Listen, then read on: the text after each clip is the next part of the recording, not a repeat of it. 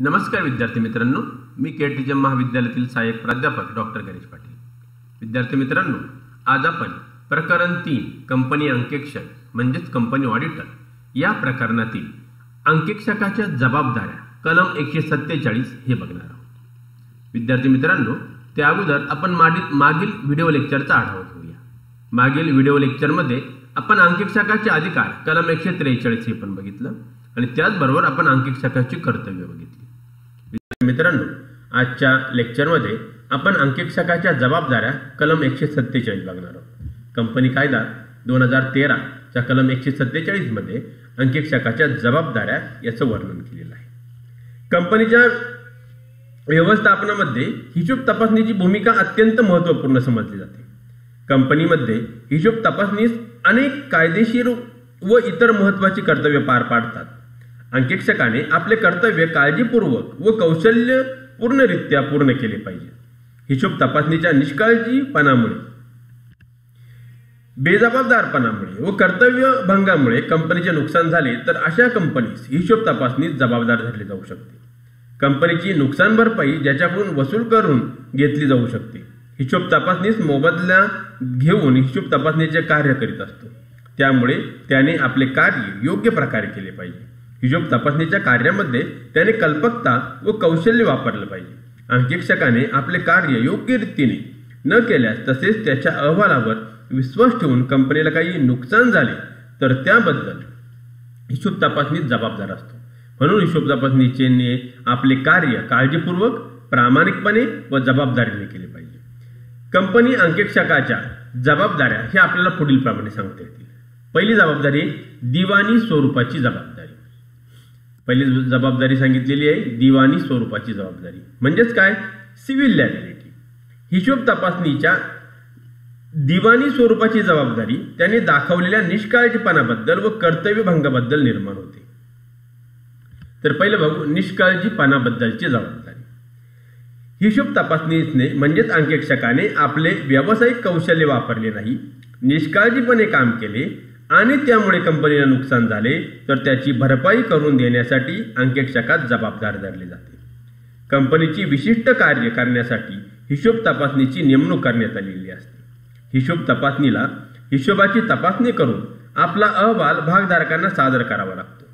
हिशोब तपासणीस हा भागधारकांचा प्रतिनिधी म्हणून कार्य करीत असतो, म्हणून त्याने भागधारकांच्या हिताचे रक्षण केले पाहिजे।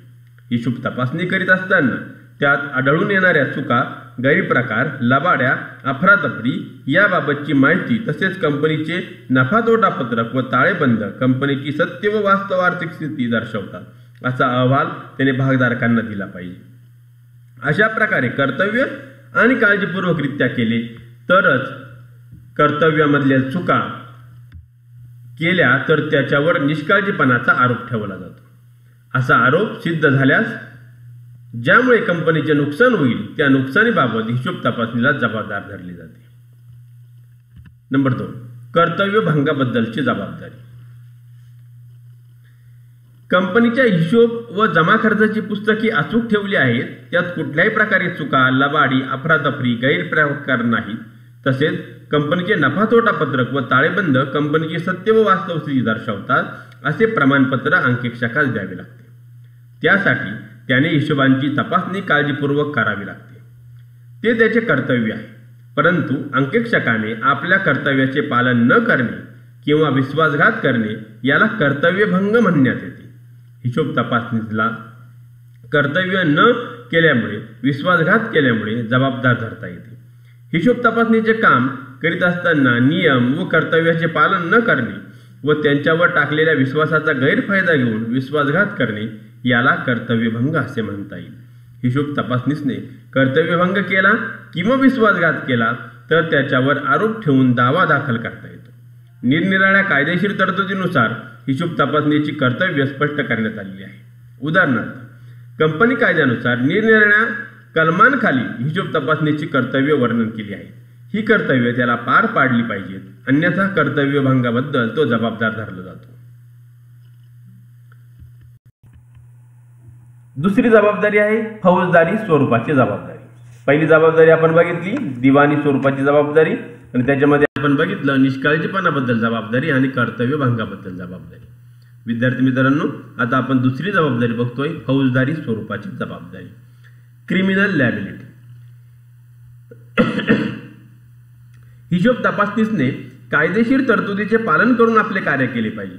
परंतु जर हिशोब तपासनीस हेतुपुरस्कर कायद्याच्या तरतुदीचे पालन करीत नसेल, खोटे विधान करीत असेल, तसेच लबाडी करीत असेल तर तो फौजदारी स्वरूपाचा गुन्हा मानला जातो. अशा त्याच्या कृत्यामुळे कंपनीला काही नुकसान झाले तर कंपनी हिशोब तपासनीसवर फौजदारी दावा दाखल करू शकते. जर आरोप सिद्ध झाला तर हिशोब तपासनीसला आर्थिक दंड व तुरुंगवासाची शिक्षाही होऊ शकते. जर हिशोब तपासनीसने ताळेबंदामध्ये किंवा इतर हिशोब तपासणीमध्ये खोटी विधाने हेतुपुरस्कर व त्याच्या परिणामांची कल्पना असताना केली असतील तर तो फौजदारी स्वरूपाचा गुन्हा समजला जाईल. साधारणपणे फौजदारी स्वरूपाचा गुन्हा ह्या पुढील कार्याबद्दल समजला जातो. नंबर 1, हिशोब तपासनीसने आपला अहवाल सादर करताना अहवालात हेतुपुरस्कर खोटी माहिती दिली. नंबर 2, हिशोब पुस्तकांची तपासणी करताना लक्षात आलेले गैरप्रकार, अफरातफर, चुका, लबाड्या कंपनीच्या निदर्शनास आणून न देणे. नंबर 3, हिशोब संबंधी असलेली कागदपत्रे, पावत्या, करारपत्रके नष्ट करणे, त्यात खाडाखोड करणे किंवा बनावट कागदपत्र तयार करणे. त्यात आपण बघूया, पहिला, कंपनी कायद्यानुसार जबाबदारी. गुन्हेगारी स्वरूपाच्या कृत्यातून फौजदारी जबाबदारी निर्माण होते.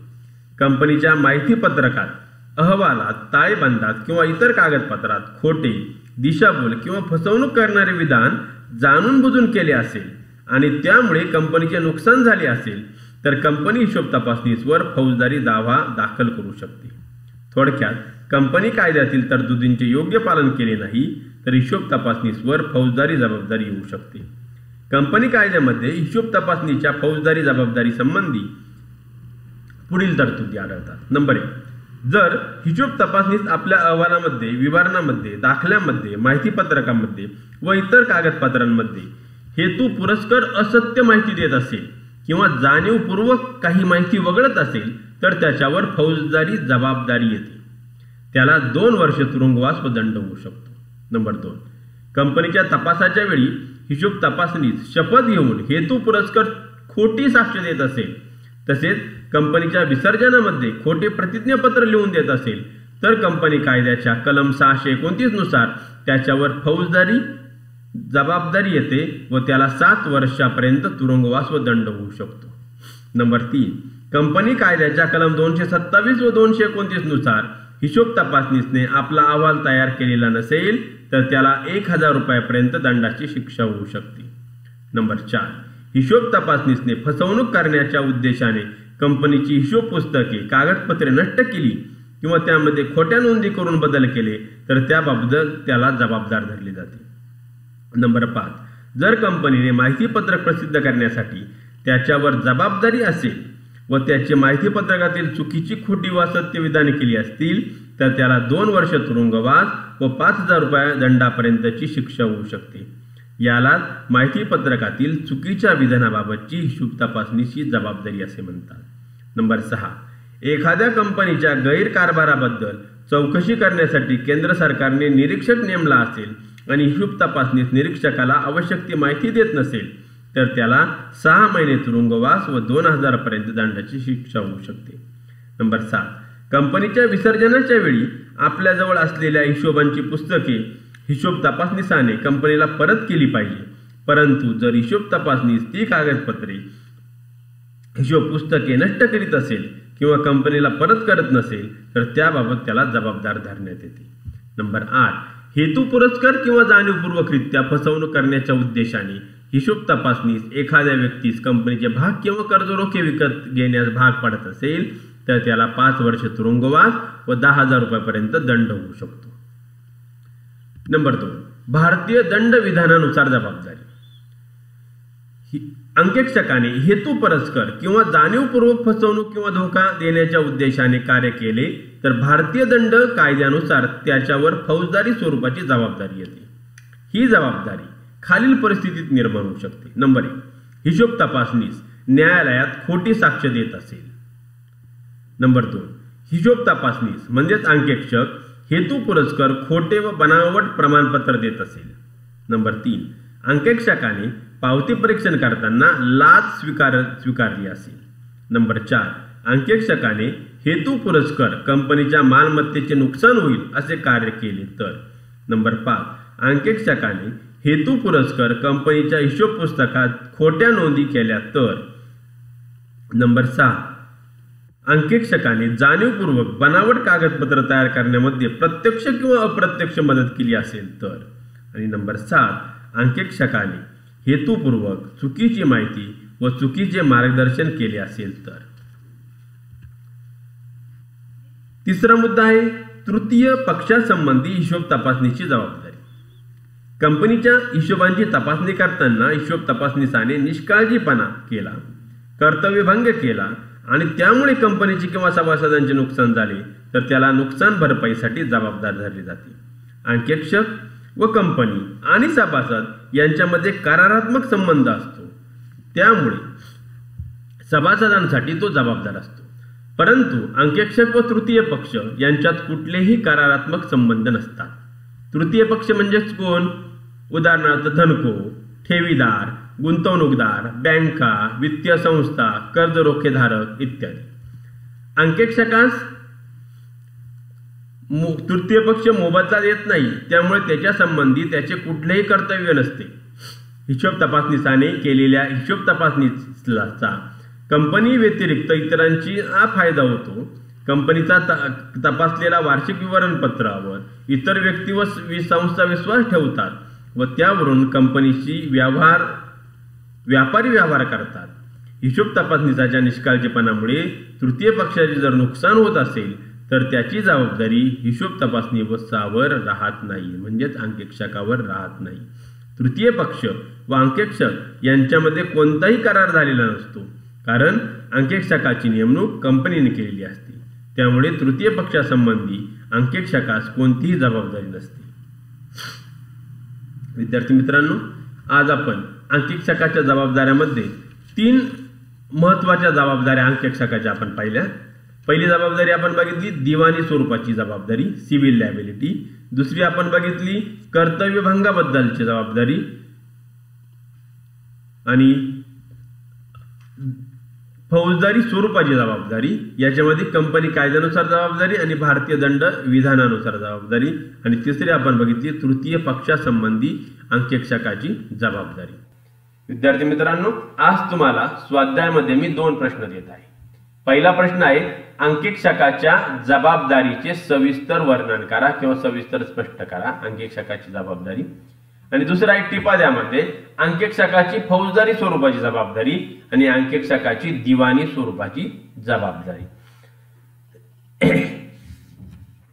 तर आपल्याला अंकेक्षकाच्या फौजदारी स्वरूपाच्या जबाबदारीमध्ये तुम्हाला त्याच्या 2 गोष्टी लिहायच्या आहेत. पहिलीची कंपनी कायद्यानुसार फौजदारी जबाबदारी आणि दुसरं आपल्याला लिहायचं आहे भारतीय दंड कायद्यानुसार हिशोब तपासण्याची जबाबदारी. आणि दिवाणी स्वरूपाच्या जबाबदारीमध्ये निष्काळजीपणाबद्दलची जबाबदारी आणि कर्तव्यभंगाबद्दलची जबाबदारी इथे लिहिणे काय अपेक्षित आहे. विद्यार्थी मित्रांनो, आजच्या लेक्चरमध्ये तुम्हाला जर काही शंका असतील, अडचणी असतील तर तुम्ही त्या माझ्या ईमेल ॲड्रेसवर मला विचारू शकता. माझा ईमेल ॲड्रेस आहे ganeshpatil@ktsmcollege.ac.in. Thank you very much.